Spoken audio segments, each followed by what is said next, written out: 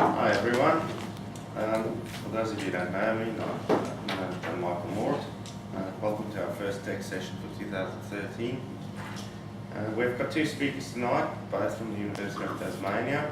Our first speaker is Roisin Kyne, who's just completed a PhD thesis, who's here to present her work, which is on the architecture and genesis of the CSA copper silver mine.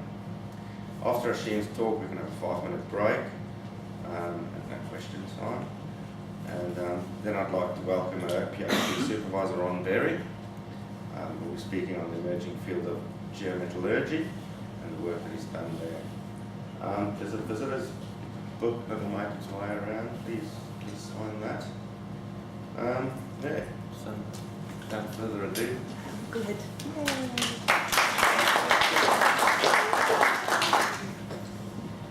Hi everybody. Yes, so as John Michael said, I'm just finishing up my thesis on CSA deposit. So I'd like to present just a little bit of the information that we've been working on over the last 3.5 years.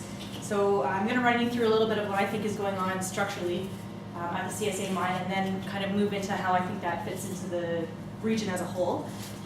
Please stop me if anything gets technical or I speak too fast, because that tends to happen. And let me know and I can explain anything. So we'll get started.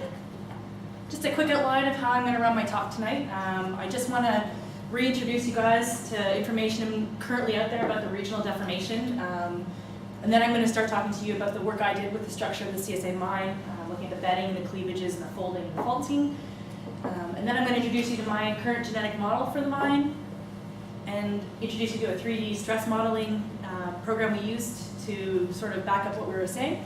I'll talk a little bit about what I think the ore-forming fluids were for at least CSA, and I guess implications to other parts of the region. And then I'll show you, or introduce you to the new cross-section for the Cobar Basin that I've drawn for an area just south of the CSA mine.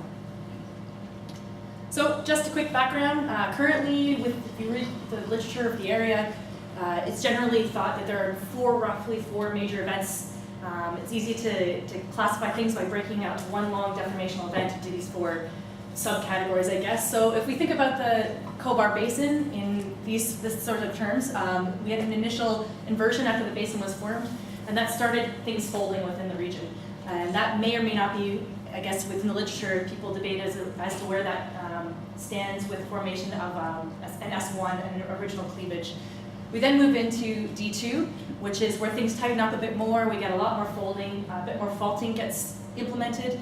And at this point, we start, in the literature, we start talking about strike slip movement on things like the Cobar fault and the Chesney fault. And then also the introduction of a regional cleavage at this particular point in time.